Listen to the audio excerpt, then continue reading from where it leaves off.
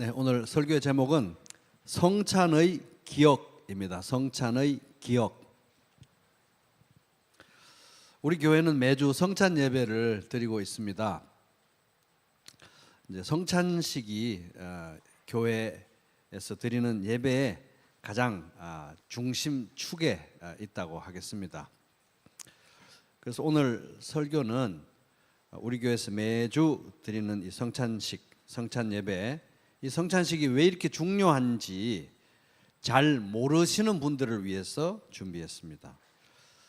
당신들 교회는 성찬 예배를 매주 한다는데 왜 그렇게 자주 합니까? 누가 그렇게 물으면 딱히 할 말이 준비가 안 된 분들을 위한 설교입니다.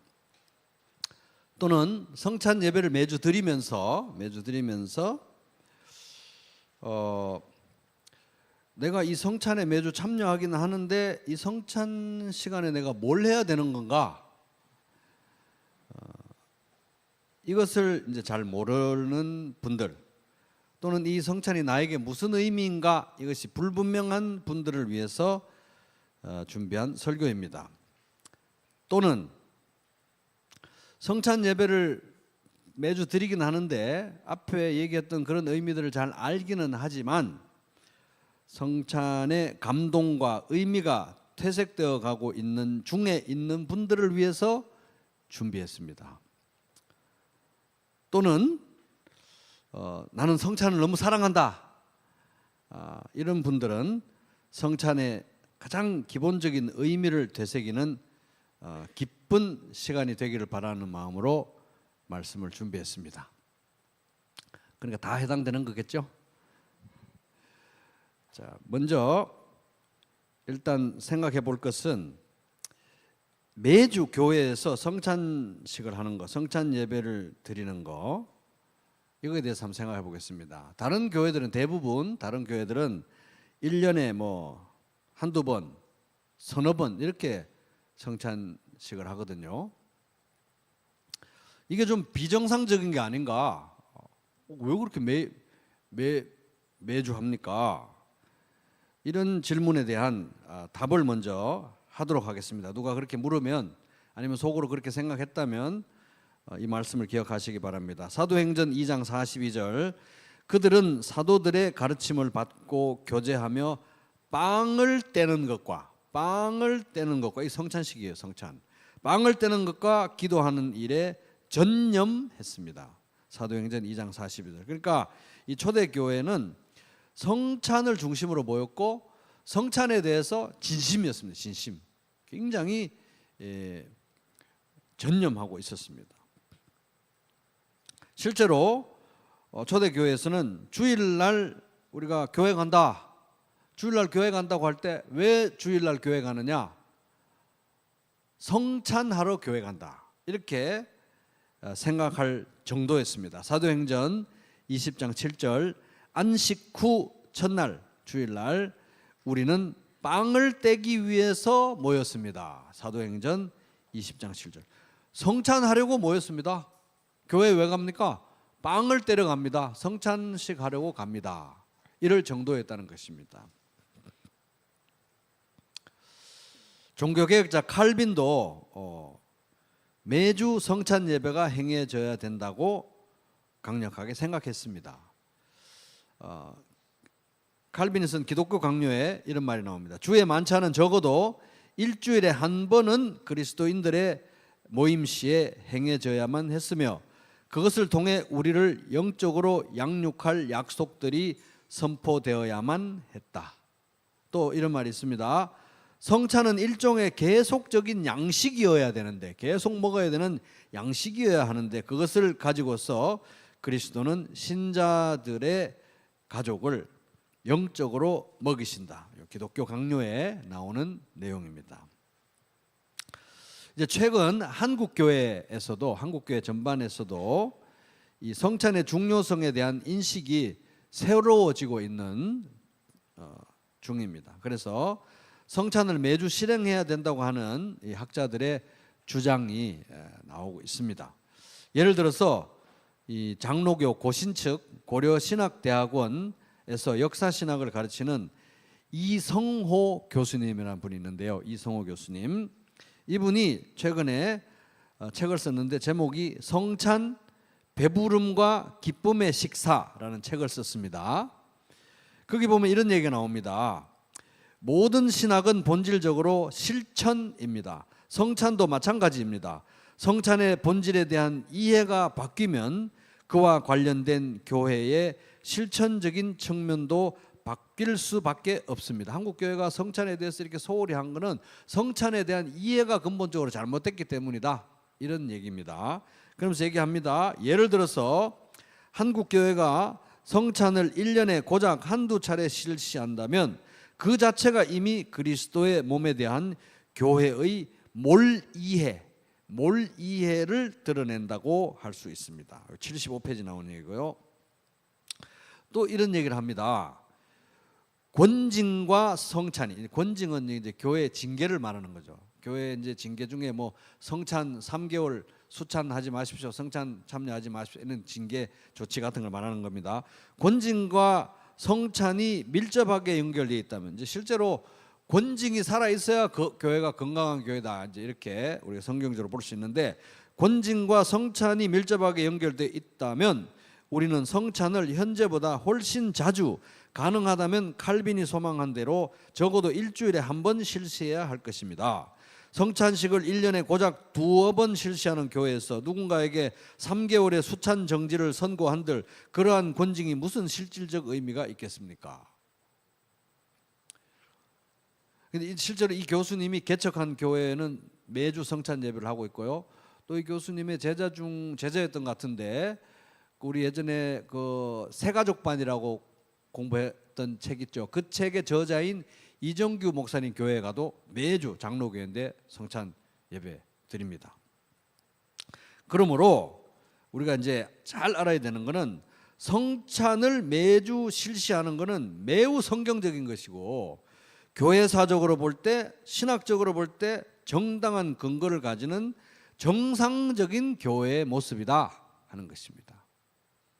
우리 교회가 비정상이 아니고 매우 정상적인 모습이다 하는 것입니다. 그래서 누가 물으면 그렇게 친절하게 대답해 주시기 바랍니다. 자, 그럼 이제 성찬식 때, 그러면 이제 오늘 이제 몇 분 기도하셨지만 기도하는 분들 외에도 모두가 다 성찬식 때 그럼 우리는 뭘 하느냐, 뭘 해야 되냐는 거예요. 성찬식 때 뭘 해야 되느냐? 말씀에 그 답이 있습니다. 오늘 본문의 말씀 고린도전서 11장 23절에서부터 26절 제가 한번 다시 지금 읽을 테니까 여러분들은 눈으로 읽으면서 따라오시면서 여기에서 똑같은 단어가 2번 반복된 게 있어요. 어떤 단어가 2번 반복되었는지 여러분 찾아보시기 바랍니다. 제가 한번 읽어보겠습니다.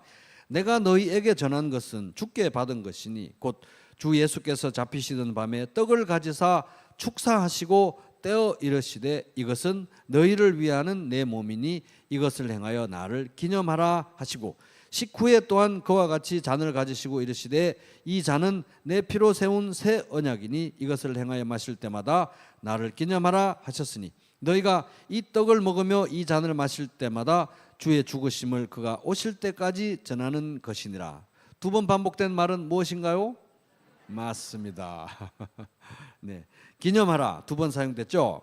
여기 이제 아남네시스라는 이제 헬라어 단어가 사용됐는데, remember, 영어 단어로는 remember, 기억하라 이 말이에요. 기억하라.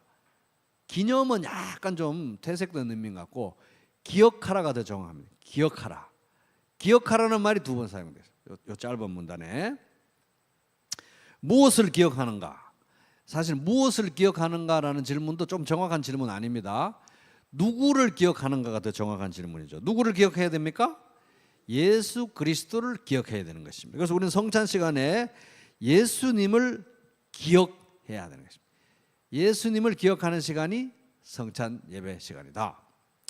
그래서 오늘 설교의 목표는 우리가 매주 행하는 이 성찬식에서 우리가 예수님을 기억하는데, 여기 이를 행하여 나를 기념하라, 이 기억하라는 거거든요. 매주 기억을 하는데 우리가 성찬식에서 기억하는 예수님은 어떤 분인지 우리가 생각해 보는 시간을 갖도록 하겠습니다. 우리가 성찬 예배 시간에 기억하는 예수님은 어떤 분이신가? 첫 번째 따라봅니다. 나를 살리신 예수님. 자, 고린도전서 11장 23절에서 26절 오늘 본문 말씀을 제가 세 번역으로 읽어보겠습니다. 들어보세요. 내가 여러분에게 전해준 것은, 이 사도 바울이 성찬에 대한 가르침을 고린도 교회에 전해줬다 이 말이죠. 전해준 것은 주님으로부터 전해받은 것입니다. 이 말은 이 성찬에 관한 가르침, 고린도 교회에 전해준 이 가르침이 자기가 만들어낸 게 아니라 예수님에게서 시작된 것이다. 기원이 예수님에게 있는 것이다. 이 말입니다. 이 의미입니다. 주님으로부터 전해받은 것입니다. 곧 예수께서 잡히시던 밤에 빵을 들어서 감사를 드리신 다음에 떼시고 말씀하셨습니다. 이것은 너희를 위하는 내 몸이다. 이것을 행하여 나를 기억하여라. 기억하여라. 식후에 잔도 이와 같이 하시고서 말씀하셨습니다. 이 잔은 내 피로 세운 새 언약이다. 너희가 마실 때마다 이것을 행하여 나를 기억하여라. 기억하여라. 그러므로 여러분이 이 빵을 먹고 이 잔을 마실 때마다 주님의 죽으심을 그가 오실 때까지 선포하는 것입니다. 일단 먼저 여기서 우리가 짚고 넘어가야 될 것은, 여러분 방금 이 말씀을 읽어보니까 이 성찬식은 최초로 누가 제정하신 것입니까? 예수님이 제정한 겁니다. 맞습니다. 예수님이 직접 제정하신 거예요. 예수님이 교회의 예식으로 예수님이 직접 제정하셨다 하는 것입니다. 그러니까 바울도 이것은 내가 주님으로부터 전해받은 것이다. 고린도 교회에 전해준 이 성찬에 대한 가르침은 예수님에게서 온 것이다. 이런 의미입니다. 예수님이 성찬을 제정하실 때 상황은 식사 자리였습니다. 식사 자리. 그때는 이제 유대인의 명절인 유월절 식사 자리에서 성찬식을 제정하신 것입니다. 식사 자리에서, 식사와 연장선상에서 제정하신 거예요. 그 식사 자리에서 예수님은 빵을 떼어 주시면서 이것은 너희를 위하는 내 몸이다 이렇게 말씀하시고, 포도주 잔을 이제 주시면서 이것은 내 피로 세우는 새 언약이다라고 말씀하셨습니다. 그러니까 이제 이 6월절 식사가 끝나면 그 다음 날 예수님은 십자가에 못 박혀 죽으시는 거예요. 그걸 바라보고 예수님께서 그렇게 말씀하신 것입니다. 그러니까 이 빵은 우리를 대신해서, 나를 대신해서 십자가에서 죽으신 예수님의 무엇을 상징한다? 몸을 상징하고, 포도주는 우리를 위해서 십자가에서 죽으신 예수님의 뭘 상징한다? 피를 상징한다 하는 것입니다. 그래서 우리가 예수님 성찬 때 해야 되는 것은 기념하라, 기억하라고 했으니까 예수님을 기억하는데, 여러분 예수님에 대해서 우리가 기억한다고 하면, 다 기억한다고 하면은 책을 무한대로 써야 될 만큼 심오하게 기억할 게 많겠죠. 근데 예수님을 기억하라고 할 때, 이 성찬 시간에 예수님을 기억하라고 할 때 그 예수님에 관한 기억의 골자, 핵심이 뭐냐 하면은 바로 예수님의 십자가라는 것입니다. 예수님의 십자가를 기억하는 거예요. 그래서 우리는 성찬식 때 십자가와 부활로 나를 살리신 예수님을 기억합니다. 따라합니다. 나를 살리신 예수님.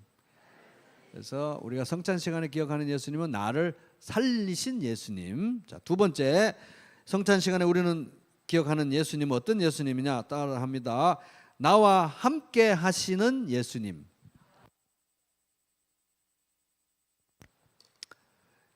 우리가 이제 성찬식, 각 교회마다 성찬식을 할 때 분위기가 있어요. 분위기. 여러분은 우리 교회 성찬식 분위기가 어떻다고 생각하시는지 모르겠지만은 각 교회마다 성찬식 분위기가 있습니다. 아까 그 책 쓰신 이성호 교수님이 우리 대한민국 교회의 전반적인 대한민국 교회의 성찬식 분위기에 대해서 그 책에서 이렇게 얘기합니다. 한번 들어보세요. 한국 교회의 성찬식은 무엇보다 분위기를 바꿀 필요가 있습니다. 성찬식은 기본적으로 천국 잔치인데도 불구하고 대부분 그런가 봐요. 교단을 초월해서 대부분 한국 교회는 좀 전반적으로 이런 분위기가 있는 것 같습니다. 대부분의 분위기가 땡땡땡 같습니다. 뭐라고 써있겠어요? 조상집 같습니다. 희한하죠. 한국 교회는 교단 관계없이 좀 이런 전반적인 분위기가 있나 봐요. 성찬의 본래의 의미를 따라 즐거운 혼인 잔치가 되도록 집례자들이 여러모로 신경을 써야 됩니다. 그래서 성찬식은 장례식이나 제사가 아니라는 거예요. 제사. 여러분 제사 드려본 분들은 제사 지내는 그런 분위기로 성찬을 드리면 안 된다는 것입니다. 예수님은 죽으셨을 뿐만 아니라 부활하셨고 현재적으로도 살아계신 분이기 때문에 장례식 하듯이 제사 지내듯이 성찬식을 해서는 안 되겠다 하는 것입니다. 또 믿는 사람들은 뭐 제사는 안 지내고 추도 예배 드리잖아요. 저기 부모님 돌아가신 날. 그것도 마찬가지예요. 예를 들어서 이 성찬식은 추도 예배 드리는 거하고 다릅니다. 예를 들어서 이제 저희 어머니가 이제 믿고 돌아가신 어머니신데 어머니 이제 돌아가신 날 기일에 추도 예배를 드릴 거 아니에요. 추도 예배를 드리면 우리가 이제 하는 일이 주로 엄마를 그리워하면서 돌아가신 엄마를 그리워하면서 기억합니다. 우리 엄마 참 고생도 많이 하셨지 이렇게 기억하면서 그리워합니다. 그리고 나서 정말 감사하게도 믿고 돌아가셨기 때문에 그래도 언젠가는 천국에 가면 만날 거야 이렇게 얘기를 하면서 형제지간에 그날까지 싸우지 말고 사이좋게 지내자 뭐 이렇게 이제 하는 게 이제 추도 예배죠. 그런데 이 기억과 소망의 요소가 있긴 하지만 그렇지만 이 추도 예배 자리에서 없는 게 뭐냐 하면은 이 돌아가신 엄마와 친밀하게 교제한다든지 교통한다든지 이런 건 없어요. 왜? 천국 가서 그때 만나서 할 거니까요. 그렇지 않습니까? 그렇지만 성찬은 다르다는 것입니다. 성찬은 달라요. 성찬 가운데 우리가 기억하는 예수님은 십자가에서 죽으셨지만 3일 만에 살아나신 예수님이시고 또 부활하셨을 뿐만 아니라 승천하신 예수님이시고 지금 전능하신 하나님 보좌 우편에 앉아 계신 예수님, 그 영광스러운 보좌에 앉아 계시지만 동시에 성령님을 통해서 우리와 연합되어 계시는 예수님. 그래서 성령님을 통해서 언제나 우리와 함께 하시는 예수님. 그리고 특별히 예수님께서 친히 말씀하시기를 세 사람이 내 이름으로 모여서 내 이름으로 기도하는 그곳에 함께 할 것이라고 특별히 약속하신 예수님이라는 거예요. 그리고 특별히 이 예수님은 특별히 우리의 찬송과 예배 가운데 함께 하시는 분이십니다. 그런데 정말 신기한 것은 이 예수님은 성육신 하셔서 부활하신 예수님은 참 사람이시고 참 하나님이시기 때문에 우리의 예배 자리에 함께 하시는데 함께 하시면서 두 가지 역할을 동시에 하시는 거예요. 우리의 예배 자리에 함께 하시면서 하나님을 예배하는 제일 앞자리에서 예배하시면서 성자 하나님이 성부 하나님을 예배하시는. 그런데 삼위일체 하나님은 동등하신 하나님이시니까 예배를 드리면서 동시에 우리의 예배를 받으시는 거예요. 이 예수님은 그런 분위기도 하시기 때문에 성찬 시간에 우리가 기억하는 예수님은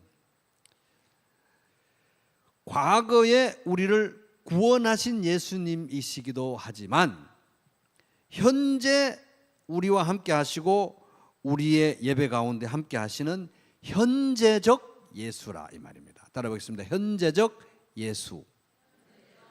현재적 예수님이라는 거예요. 그도 그럴 것이 오늘 뭐 우리가 이제 성찬 위원들이 빵도 나눠주고 또 잔도 나눠드리고 했지만 궁극적인 의미에서 영적인 의미에서 우리가 볼 때 이 성찬의 빵과 잔을 우리에게 나눠주시는 분은 예수님 자신이에요. 그래서 성경은 우리가 행하는 이 성찬을 주님의 식탁이라고 합니다. 따라 보겠습니다. 주님의 식탁. 이게 주님의 식탁이라는. 그래서 오늘 읽은 우리 본문 고린도전서 11장에서 좀 한 장만 앞으로 가서 고린도전서 10장 20절 찾습니다. 10장 20절.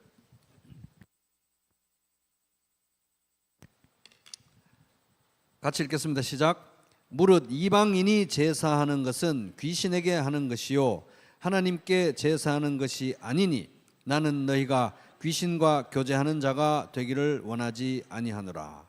이 말씀의 의미는 성찬에 참여하는 사람은 성찬을 베풀어 주시는 예수님과 교제하는 사람이고, 이방인의 제사에서 우상 숭배에 참여하는 사람은 귀신과 교제하는 사람이다. 여기서 귀신은 죽은 조상이 와서 그런 귀신 말고요, demons, 마귀의 졸개들을 가리키는 거예요. 그래서 우리는 우상 숭배를 하면 안 된다는 취지의 말씀인데, 여기 보면 교제라는 단어가 나오죠. 교제는 헬라어 단어로 코이노니아라는 유명한 단어인데 교제라는 의미입니다. 교제, 사귐.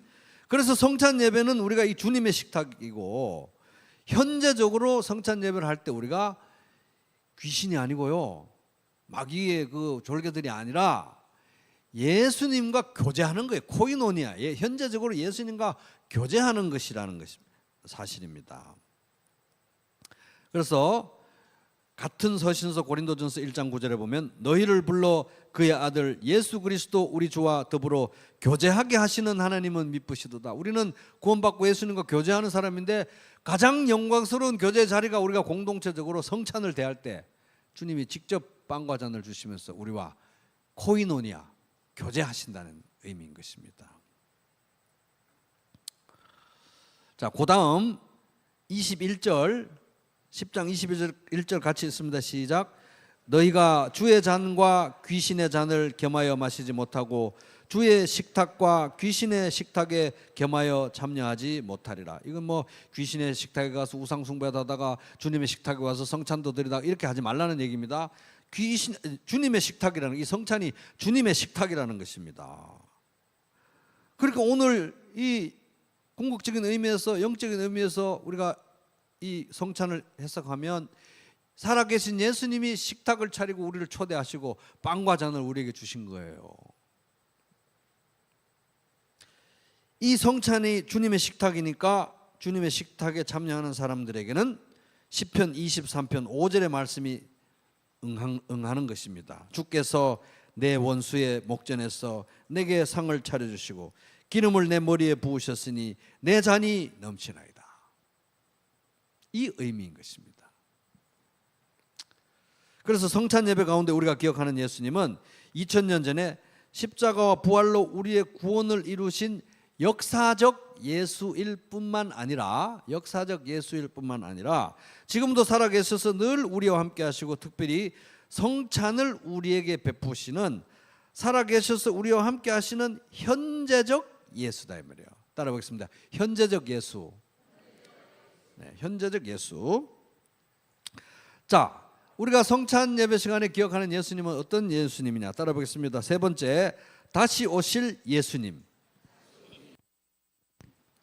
자, 고린도전서 11장 26절 보면은 다시 돌아와서 너희가 이 떡을 먹으며 이 잔을 마실 때마다 주의 죽으심을 그가 오실 때까지 전하는 것이니라. 여기 전한다는 것은 선포한다는 겁니다. 선포한다. 그래서 성찬은 기억 또는 기념이 그 목적이기도 하지만 선포하는 것도 성찬의 아주 주된 목적입니다.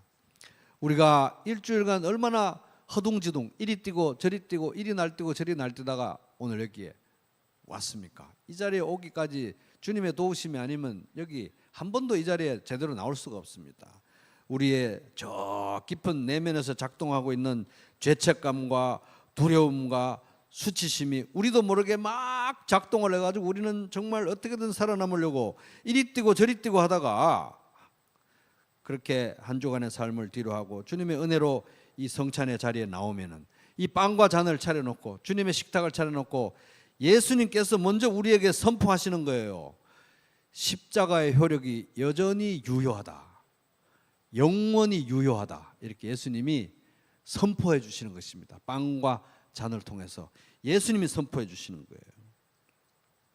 그럼 우리는 이제 감사기도도 드리고 찬양도 드리고 간정도 드리고 하면서, 물론 이 감사와 찬양이 하나님께 드려지는 거지만 동시에 우리가 서로 다 귀로 듣잖아요. 우리가 서로에게 이 복음의 핵심을 선포하는 것입니다. 공동체적으로. 그리고 이 성찬의 자리에서 주님께서 주시는 이 영적 양식을 먹고 힘을 얻어 나가서 세상에 나가서 주님의 십자가를 선포하는 삶을 살아내는 것입니다. 근데 이제 이렇게 기억하고 선포하지만 여러분, 성찬을 정말 사랑하는 사람들은 성찬 예배를 드릴 때마다 우리가 깊은 만족과 감사를 경험하지만 성찬 예배를 드리면 드릴수록 역설적으로 깊은 감동과 감사가 있지만 역설적으로 동시에 엄청난 아쉬움과 갈망이 동시에 생겨나요. 성찬은. 왜 그렇습니까?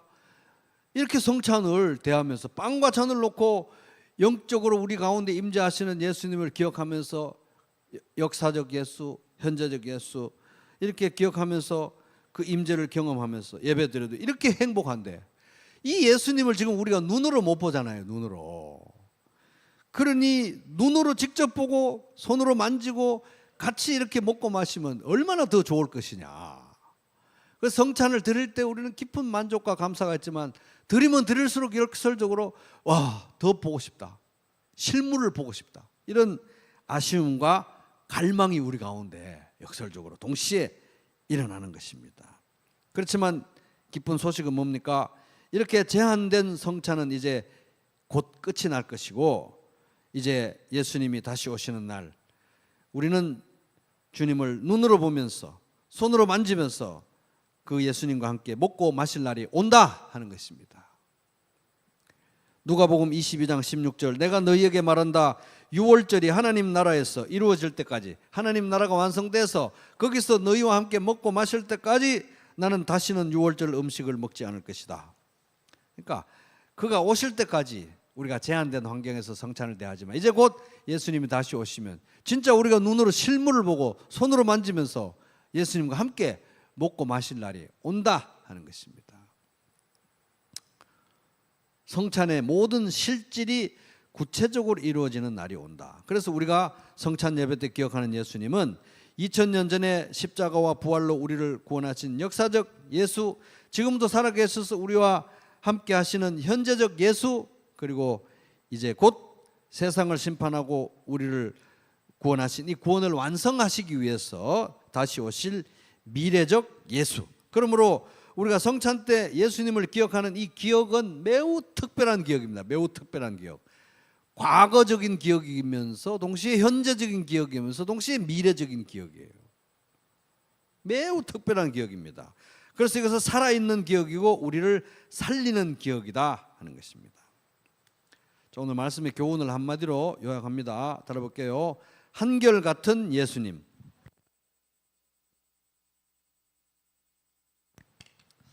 히브리서 13장 8절 예수 그리스도께서는 어제나 오늘이나 영원히 한결같은 분이십니다. 그래서 우리가 성찬 때 기억하는 예수님은 영원 전부터 우리를 사랑하시고 2000년 전에 사람이 되어 이 땅에 오셔서 십자가로 우리의 구원을 이루시고 지금도 살아계셔서 우리와 함께 하시며 이제 곧 다시 오셔서 우리의 구원을 완성하실 어제나 오늘이나 영원히 한결같은 예수님이다 이 말입니다. 영원히 한결같은 예수님. 변함이 없으신 분이시다 하는 거예요. 변함이 없으신 분이시다. 그래서 과거, 현재, 미래, 역사적 예수, 현재적 예수, 미래적 예수. 이걸 이제 한마디로 요약하면 사실은 예수님은 한결같은 예수님, 변함이 없으신 예수님.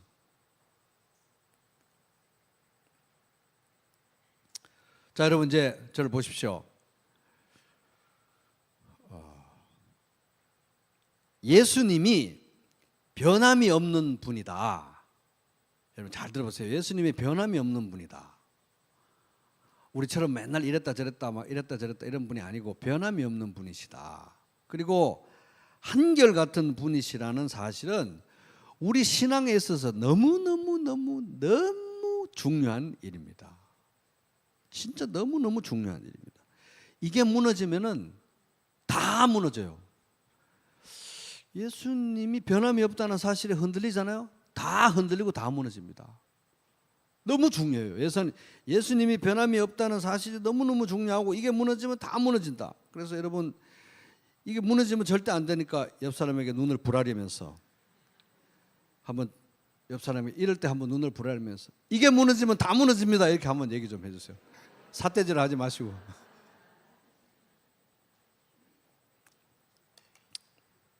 혹시 옆 사람이 이게 뭔데요? 이렇게 안 묻던가요? 이거는 방금 제가 얘기했지 않습니까? 예수님이 변함이 없다. 한결같다. 이게 무너지면 다 무너진다. 이게 무너지면 다 무너지는 거라는 얘기입니다. 우리 신앙이 약해지고 우리 자신이 무너져 내리는 가장 중차대한 원인이 바로 뭐냐? 예수님이 한결같은 분이다. 변하지 않는 분이다. 이게 흔들리는, 이게 무너지는 거예요.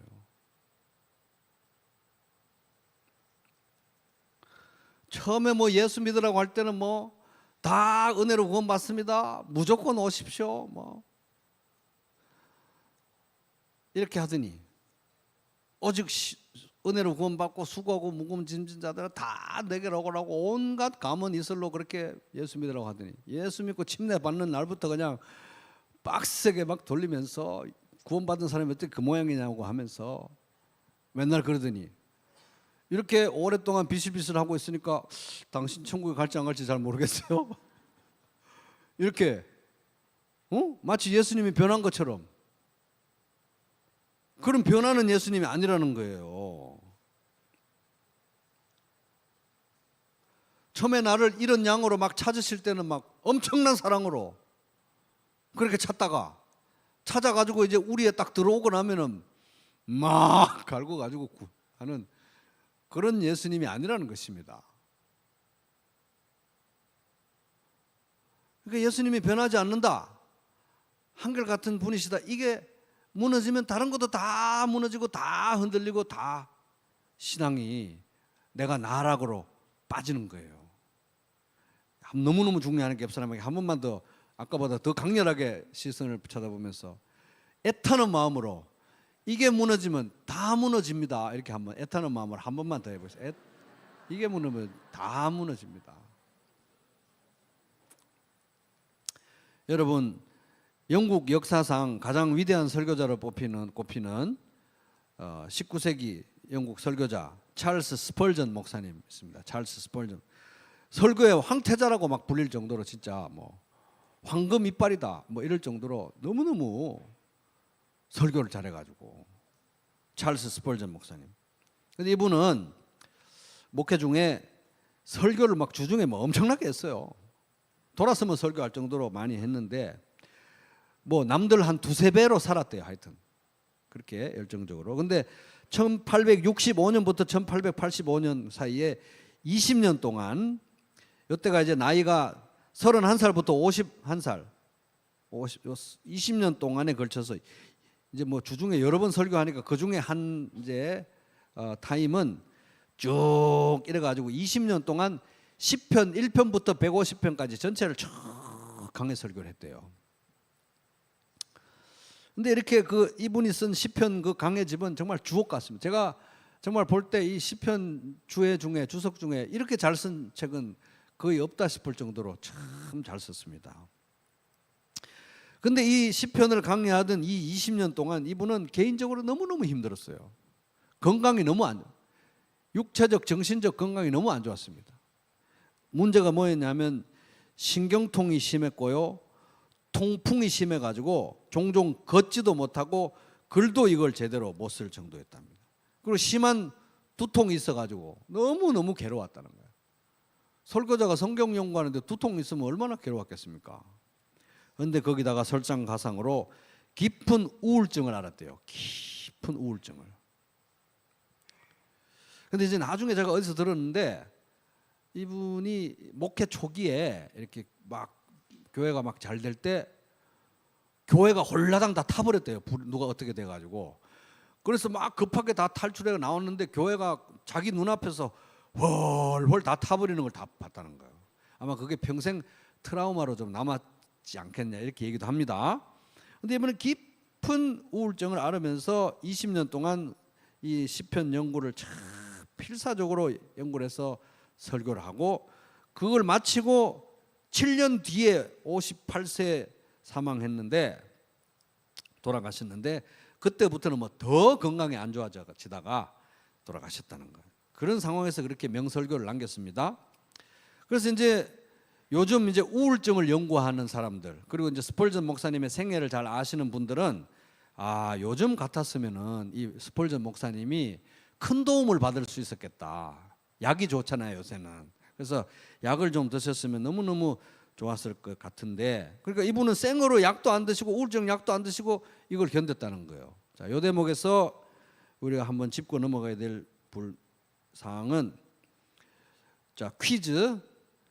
성도가 예수 믿는다고 하면서 성도가 우울증에 걸리면 1번 믿음으로 이겨내야 한다. 2번 즉시 병원에 가서 약을 처방받아야 된다. 즉시 병원에 가서 약을 처방받아야 돼요. 뭐 이상하게 성도가 예수 믿는 사람들이 뭐 우울증 약을 먹고 그래도 됩니까? 이런 사람들이 있으면 여러분 물어보세요. 그럼 성도가 감기약은 왜 먹습니까? 감기약은 왜 먹고 병원은 왜 가고 수술을 왜 하는데요? 이렇게 물어보세요.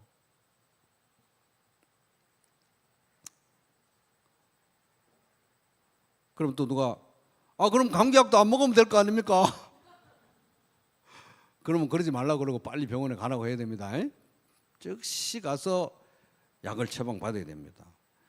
아니, 감기약 먹는 게 부끄러운 일입니까? 즉시 가서 처방받으시기 바랍니다. 좋은 약, 좋은 의사는 하나님이 주신 선물이에요.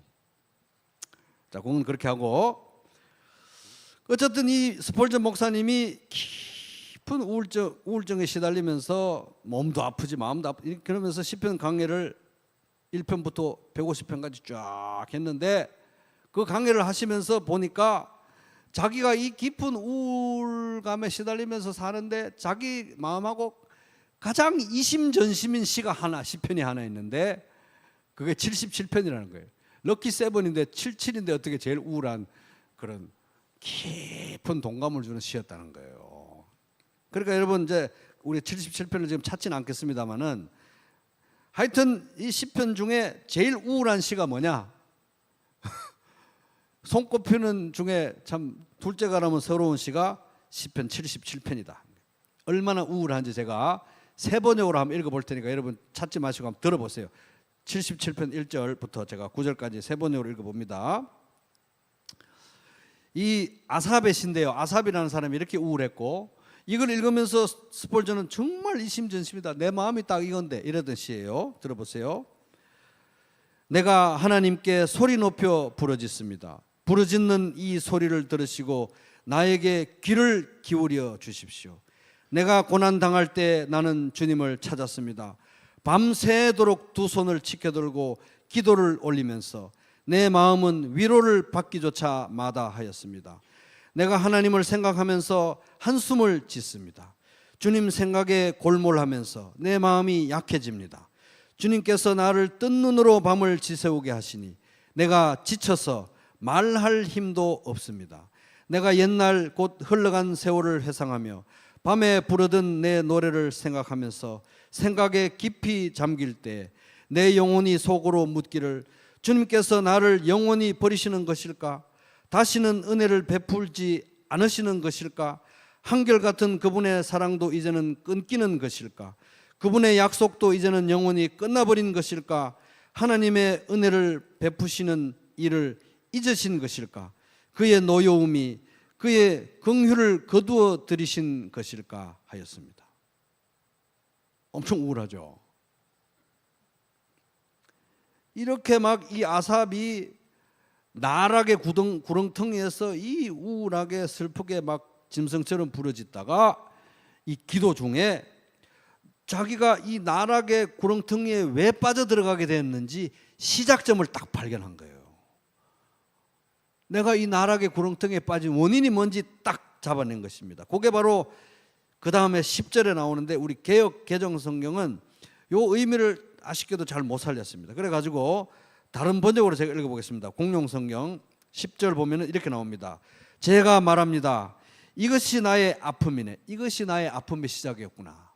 이것이 내가 나락으로 떨어진 첫 발걸음이었구나. 이것이 나의 아픔일세. 지극히 높으신 분의 오른팔이 변해버리신 것이.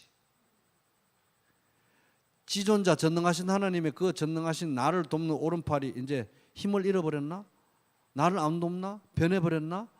하나님이 변했다는 이 생각이 누가 심어줬는지 몰라도 내면에서 나온 건지 마귀가 심어준 건지 뭐 어디서 누가 왔는지 몰라도 지존자이신 하나님이 변해버렸다는 이 사실이 자기의 아픔의 시작이었다. 넘어지는 출발점이었다고 원인을 찾아내는 거예요. 요 이제 번역은 영어 성경 중에서도 굉장히 공신력 있는 뉴 아메리칸 스탠다드 바이블도 같은 취지로 번역을 하고 있습니다. 제가 말합니다. 이것이 나의 아픔이네. 지극히 높으신 분의 오른팔이 변해버리신 것이. 그러니까 하나님의 사랑이 변한다. 내 마음 짚어 남의 마음이라고. 내가 맨날 변하니까 하나님의 사랑도 변한다. 나에 대한 하나님의 은혜가 변한다. 이런 생각이 우리를 무너지게 하는 것입니다. 우리를 나락으로 빠뜨리는 거예요. 그러나 하나님은 그 인자하심이 영원하신 하나님이십니다. 이 인자하심은 구약 성경에 하나님의 은혜에 관한 너무 아름다운 단어 헤세드, 그 자체가 변하지 않는 사랑, 한결같은 사랑, 약속을 지키는 사랑이잖아요. 변하지 않는 사랑은 변하지 않는 거예요.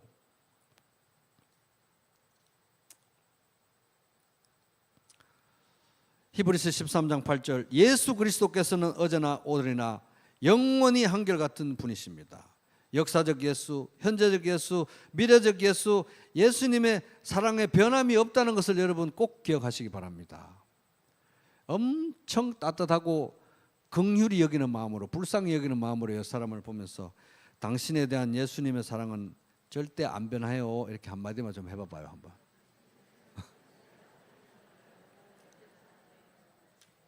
여러분 꼭 기억하시기 바랍니다. 여러분의 마음은 뭐 시시때때로 변하실지 모르겠지만 여러분을 향한 예수님의 사랑은 한결같다 하는 것이 한결같다. 변하지 않는다는 것입니다. 이게 얼마나 중요한지 너무너무 중요하니까 제발 좀 이 예수님의 사랑이 변하지 않는다, 한결같다는 걸 절대 잊지 마라. 이게 너무너무 중요하니까 예수님이 주님의 식탁을 차리시고 우리를 매주 부르시는 것입니다. 주의 식탁으로 매주 부르시는 거예요. 빵과 잔을 대하면서 주님의 사랑은 한결같다. 예수님은 변하지 않으신다. 예수님이 십자가의 보혈로 맺으신 그 새 언약, 우리는 단지 믿음으로 참여한 이 새 언약은 우리가 주와 맺은 이 언약은 변하지 않는다는 걸 매주 확인시켜 주려고 예수님이 우리를 부르시는 거예요. 큰 영광 중에 계신 주 나 찬송합니다. 영원히 계신 주 이름 나 찬송합니다. 한없이 크신 능력을 나 찬송합니다. 참되고 미쁜 그 언약 나 찬송합니다. 참되고 미쁜 그 언약, 변하지 않는 언약, 변하지 않는 하나님의 능력을 찬송합니다. 온 천지 창조하시던 그 말씀 힘있어 영원히 변치 않는 줄 나 믿사옵니다. 이걸 확인시키려고 성찬 자리에 부르시는 것입니다. 그 온유하신 주 음성 나를 불러주시고 그 품에 품어주시니 나 찬송합니다. 아멘. 찬송가 20절. 성찬 시간은 결국 우리가 예수 그리스도, 변하지 않는 예수 그리스도의 품에 안기는 시간인 것입니다. 변하지 않는 예수님의 심장 소리를 들으라고 우리를 안아주시는 시간이라는 것입니다. 여러분, 성찬을 대할 때마다 어제나 오늘이나 영원히 한결같으신 예수님을 꼭 만나시기 바랍니다. 그리고 변하지 않는 이 주님의 약속, 이 약속 믿고 굳게 서서, 이 약속 믿고 굳게 서서 믿음의 싸움에서 예수 그리스도의 승리에 참여하는 복된 하루하루 되시기를 주님의 이름으로 축복합니다.